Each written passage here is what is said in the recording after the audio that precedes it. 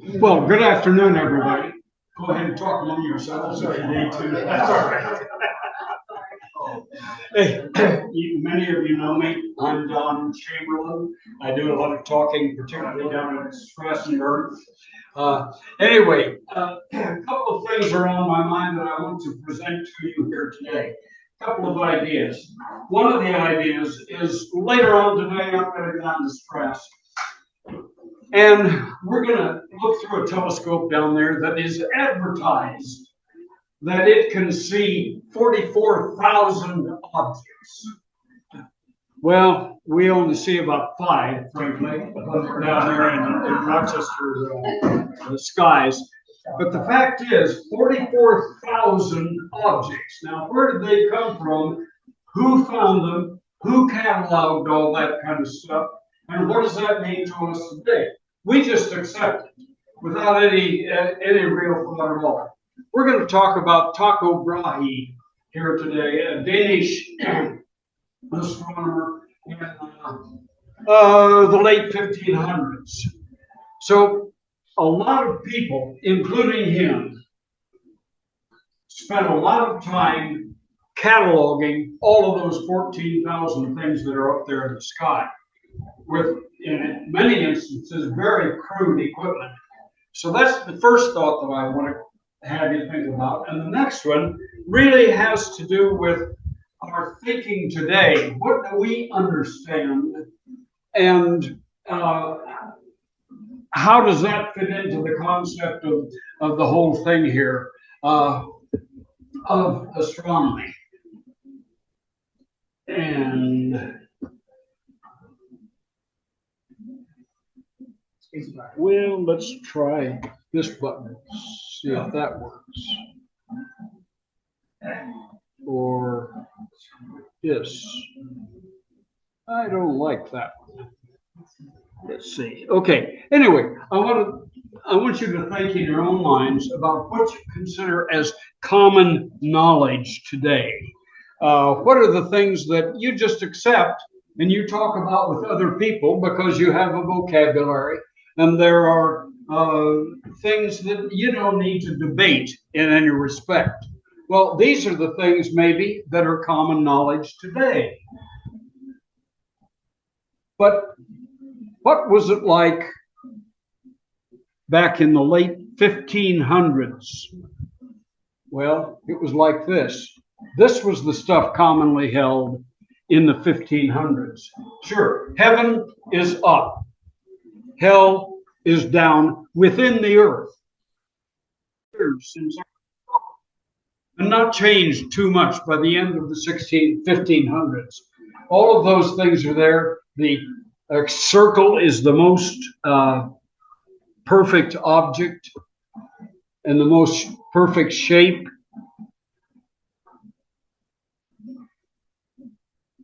But it's not the most perfect computer. Come on.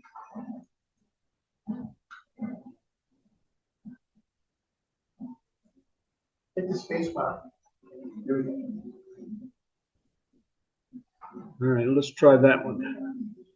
Yeah, it's a tap. Okay, anyway, think of all of this kind of stuff.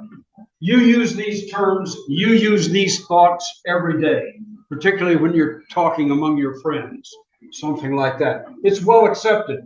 But in 1590, in the late 1500s, they didn't use the word telescope. They didn't use the word galaxy or sextant. All of those terms had not actually been invented, or at least the idea had not been invented at that time. There we go. Well, let's talk about Tycho Brahe himself. I won't go into a great deal of detail on him. He was born into a noble family, and as a result, he was given a noble education, I guess we could say. He was sent off to university at a very young age, and he proved to be a very capable student at that. These are the things that we're going to talk about that we know about him, so I will go on this. Now, Tycho Brahe came to the attention of King Ferdinand III of Denmark because of what came to be called Tycho's star. Now, Cassiopeia, which you recognize up there, and you also saw that, hey, I worked a little bit of magic up there. There appeared in the sky a nova at that time, and it was called a guest star. Tycho was only 22 years old at that time in university. He got very intrigued with that, and so he went out to find out more about it. With the very crude equipment that he had at that time, he noted its location. And he also tried to determine the parallax distance of this star away. And he calculated it up. He came up with a parallax distance on that put that star beyond the moon. Now, the thought at that time was that anything that's moving around up there is not in the heavens, the stars that are painted on the ceiling and never move, but things that move, comets, meteors, anything like that, that's between the moon and the earth. He determined this guest star was beyond the moon. Well, he wrote a paper on that. Now, in the late 1500s, if the king gave you a fief, it was a chunk of land with a bunch of peasants that lived on it there. And he gave him the Isle of, in Danish, it's called Hven, H-V-E-N. Now, since the island belongs to Sweden, it's Ven, or actually they come closer to spelling it, pronouncing it Fen on there. But whatever the case, this is the island right here. Now, I'm just going to take you on a little travelogue, and we're going to go through that out there. And I urge you, if you are going to Sweden or Denmark, and you would like a good day's experience, I'd suggest that you do this. You have an interest in astronomy, but even at that, it's kind of a very nice place for you to visit. So that's what we're going to do right here with a little bit of explanation about what went on there on Ven. Now, this was the site of his fief and the mansion that was there and the research institution that he established in that on that island. This is a map of the island right there. As you can see, it's only about 3 miles long and about 1.5 miles wide. There are a few roads that are around through there, whole lot of fields, and there is the location of where Tycho Brahe had built his mansion and where he did his research. More on that as we go along. Well, if you go to Copenhagen, this is what Denmark and Copenhagen down there on the right-hand side would look like. Ven is in the sound between Sweden and Copenhagen over there. And as I say, now it is in the hand, it's owned by Sweden rather than Denmark on that.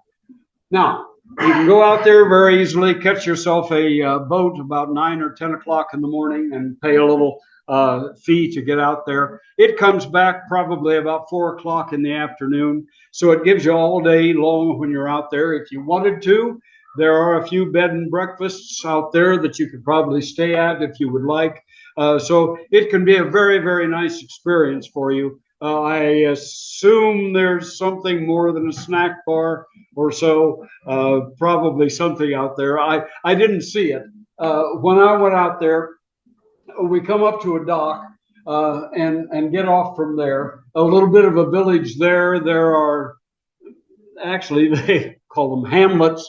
1, 2, 3, maybe 4 hamlets there on the island itself.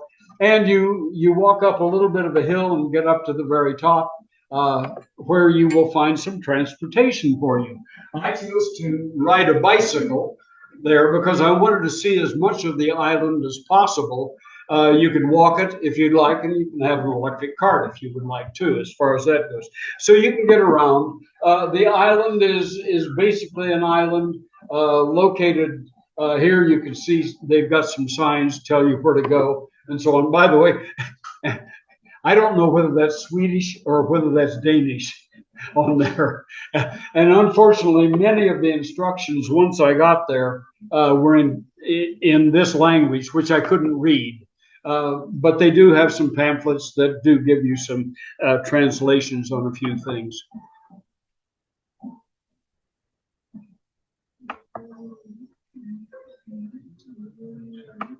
Come on.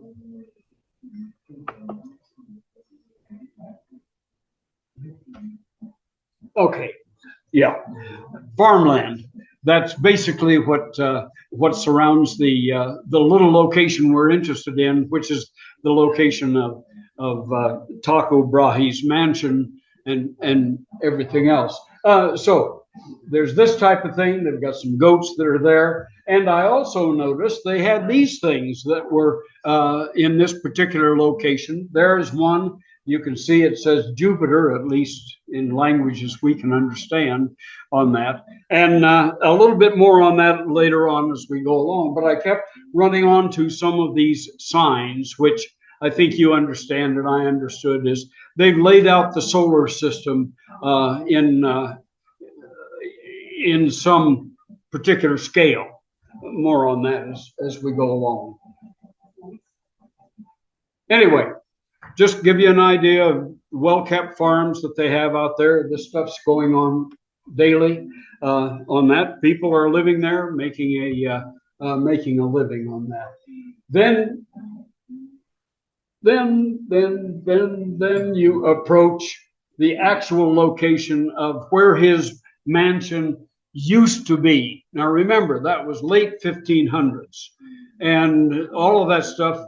Almost all of that stuff has been torn asunder in one method or another. Okay, whatever. Anyway, it's not there, but I'll explain more about that as we go along and what is actually there. But that's a far off view of that. There are some signs that are showing you what you are looking for. There's a little museum there and a place where you go in, you buy a ticket. Yeah, you buy a ticket, but there's no fence around the place or anything else. You could walk right in, see everything. I didn't see guards or anything else, but you wouldn't want to do that. Here's this done in a fine Danish style here with a thatched roof and so on. Now here is a map of what used to be there at one time. I guess the biggest thing that you see is that big square that they call, and I don't understand it again because I couldn't read the details on that. That is something that they call a Renaissance garden. Now, what they have done is they have tried to reproduce the plants that they thought were actually growing there at that time. In the center of that, where the X is where his mansion was. Off to the sides, particularly off to the left-hand side, the building with a, what does it say, number 1 on it, that building is where we're going to spend most of our time because that has reproductions of his instruments that he used. So let's go on and see what else there is there. There is a church that was built at a later time. That church was not there when he was there. But they used this church for the museum. And as you can imagine, children are brought there for field trips and things of that nature. So you walk through and you read the information about the instruments and get the history of what was taking place in there. These things are old reproductions. There are no original Brahe instruments for a number of reasons. For one thing, when he left the island, he packed them up and took them over to Czechoslovakia. So they don't exist, but they have been reproduced.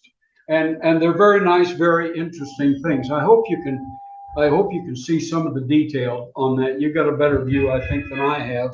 But anyway, more explanations about this. This is a sextant, and this would have been used in order to measure angles between objects.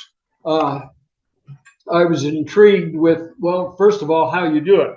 And again, I didn't fully understand the explanation, but I had guessed, and I think you can guess as well. Somehow with these slits on the sides, you can put your eye up to that slit and look through it at the far end, and at least this one appears to be stationary. The second one over there will move, and marked off on this map are degrees as well. So you can measure angles that way. I don't know why there are two slits there, why they might have used something like that, but that's what he used. Okay, so that's how you measured angles in 1590 when he was there. But the thing was, it was accurate to within 15 seconds of arc. That was better than 10 times better than anybody else could do in the late 1500s, any astronomers that were out there. And this is all by eyeball. You might notice there's not a piece of glass in that or the other ones that you're going to see that are here, because we're talking late 1500s, before the invention of the telescope. Interesting mount that he had on there. This is another one now. This measures the altitude, and I think you understand that, where it is above the horizon. That was all metal, but once again, you move a slider and you peek through and read the information off of the is that called a vernier? Is that what that's called? I don't know. Anyway. Okay. Here we are, a little close up on that. Once again, no glass. You're putting your eyeball up to that slit and taking a look at it. Now, as a result of the work that Tycho Brahe did, he came to the conclusion that the solar system looked like that. The stars were pasted on the ceiling way out there in the outlying area right there. All of the many other planets that were available at that time, they were circling around the sun, and the moon and the earth were in their proper position. But what's wrong with it? The sun is still circling the earth. So it was an earth-centric system that he had. Now, he agreed with Copernicus, and he agreed with other people who were there at that time, but this is what he was holding on to at that particular time. Isn't that rather interesting? Okay, let's go on to the next. Go back here to the garden itself. And the mansion is in the center of that. Now, this is Tycho right here. He's looking up at the sky. Now, he was in charge of the fief. He required each citizen, each peasant that was there, 2 days worth of work a year, or 2 days worth of work per week on that. And he was not a particularly nice task manager. They didn't like him. That's one reason that there isn't anything left of where he lived out there, because they tore it down and stole it and used it other places. But anyway, that's life. These are some of the things that they have tried to plant, heirloom plants that may have been used in the late 1500s.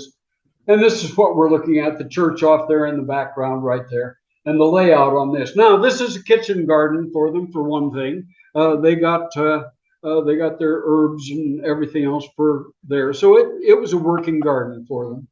Now, this is the mansion. And as I say, there is no mansion today, but they had a model of it inside of the church. If you will look at this unusual thing, we'll have a couple other close-ups here as I go through. Notice it's 2 or 3 stories high. It has a number of these areas out on the outside where there are little balconies that are there. Now, Tycho and his family lived on the first floor in about a quarter of this.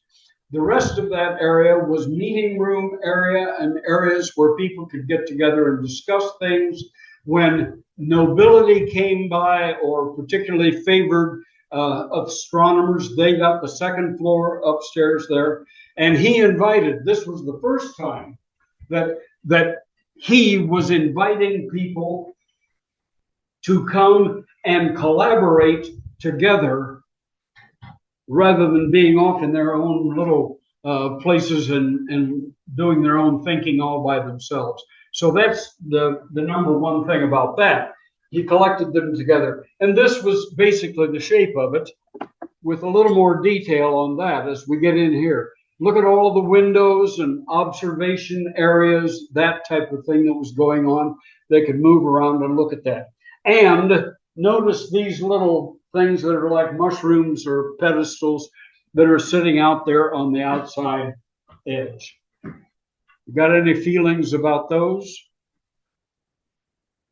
Well, he discovered something. And the thing that he discovered was they shake. There was too much vibration on those things. So he went down the road about a quarter of a mile and he built himself an underground observatory. Hey, there you go. Why not look at the stars from under the ground? Weird. There is a little bit of this that is still left, and you're going to see a couple of pictures of it and what they do with that. The thing was, this was an underground observatory that he named Uranoborg, off of the goddess Uranus. I'm probably not pronouncing it correctly in Latin, but anyway, she was the god of astronomy there. Uranoborg. Borg means something, I don't know, building, something like that. Okay, here we are. See the dome that's been reproduced right there. Now, they dug down underneath there and did some excavation, and they found various pieces of old wood, everything else. But they reproduced then this area. And what happens is you can go there and they will have a docent that will take you down a shaft down underneath, and you will be down there underneath that dome. Now, they obviously opened up that dome. They moved it around without electricity and that type of thing. But it got them away from the wind and the movement, and it stabilized his eyesight equipment that he had down there. Well, you got to wait your turn while you're there, and pretty soon they can take 15, no, I doubt 20 people. You get down there and you kind of sit down low and you're looking and you're in the dark, and they have a spotlight show that spotlights various things that they're talking about while they're down there. And you'll notice they've got another one right here. In Danish, what is that? Jorden? Jorden? Anyway, there's another one of those things that's right there. Well, more on that as we go along.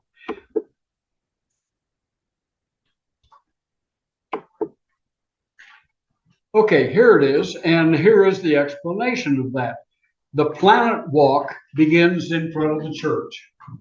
And so you walk along there, and here's a little explanation of where the planets are: Mercury, Venus, Earth, Mars, Jupiter, Saturn.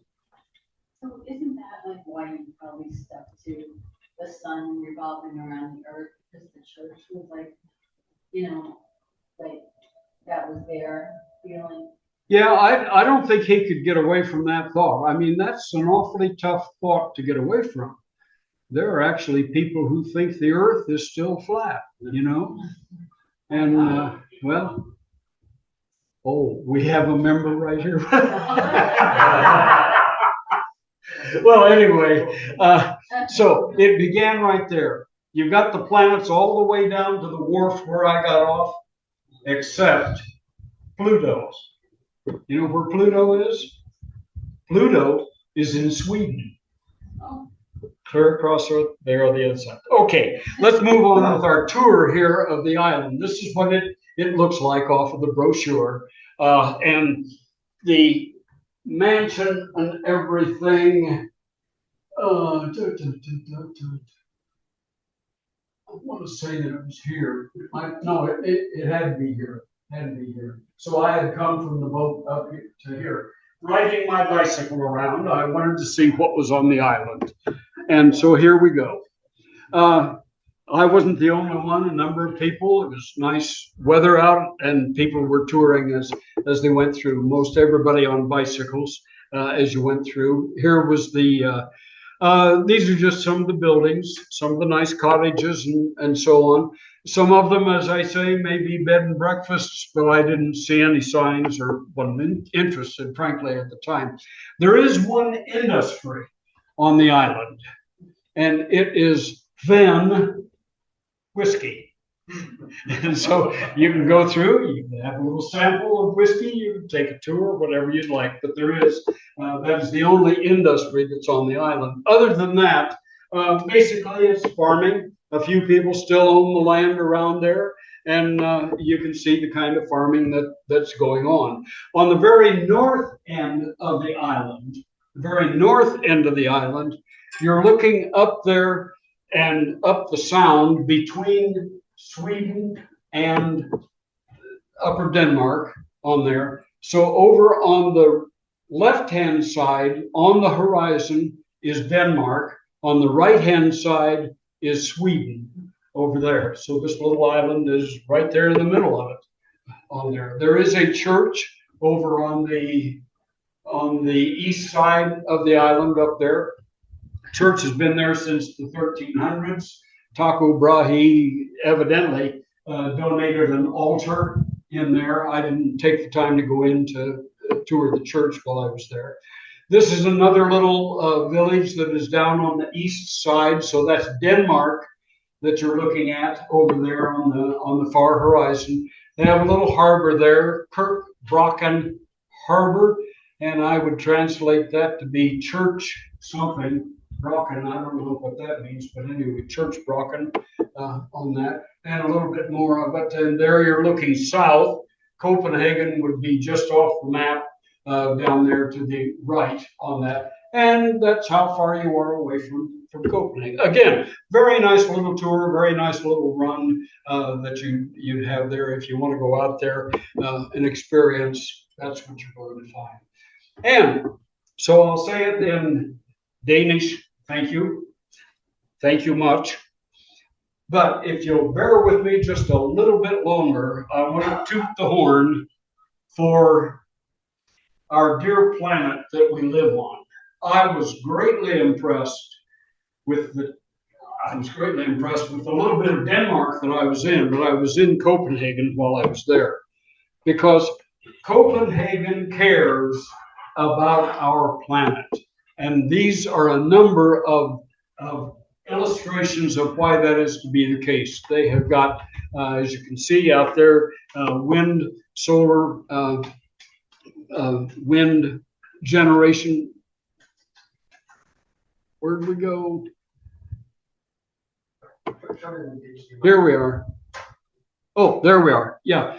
It just so happened when we were there, first of all, Copenhagen has a number of canals, and they used to be noted, like the canals of Venice, as not very healthy at all. They have cleaned them up, and to illustrate that, they were having a 1,000 kilometer swim in the canal that was there. So they have cleaned it up, and it's in good shape there. Barb and I were greatly impressed when we stepped off the train and came outside of the train station to see the bicycles. You can't believe the number of bicycles that those people in Denmark ride. There they were outside of the train station and everywhere that we went. Now, they don't just paint lines along an old highway there and give you 3 feet away from the traffic. They build 4 foot, 5 foot wide bike lanes between the sidewalks and the streets out there. Everybody rides bicycles. While we happened to be there, the law school at a local university was having a game day or something like that. All of the people who were there came riding bicycles because that's the way they get around. They, young as well as old, and they follow the rules of the road. You know, they don't go on through and make the cars stop or anything else. Everybody does that. This is downtown Copenhagen, as you can well see. There was a bicycle club that was offering a free tune-up to your bicycles on a Saturday morning while you were out there. Now, let's talk about the nighttime and see what they do there. I was particularly interested in their feelings about illuminating the sky. So let's take a look at what we see. What I noticed was they use full cutoff lighting, street lighting. Many of the times they're hung from cables in the center of the street. Other times they're either on a pole or they're off of a building somewhere. It's not bad. I mean, it's a city, you know, so there's got to be some kind of light, but they're doing what they can do, the government, at least to control the lighting that is there. So with downlighting everywhere that you go for municipal lighting of one type or another. But there is one exception, and that is if you go to Copenhagen, you've got to go to the second largest amusement park in the world, and that is Tivoli Gardens in right downtown Copenhagen, right there. Beautiful place. We enjoyed it. Well, they've got a lot of lighting, you know, as you can imagine. So, yeah, they make a mistake every once in a while, but that's where it's at. Once again, thank you very much. I hope you've thought about something that maybe you haven't been thinking about.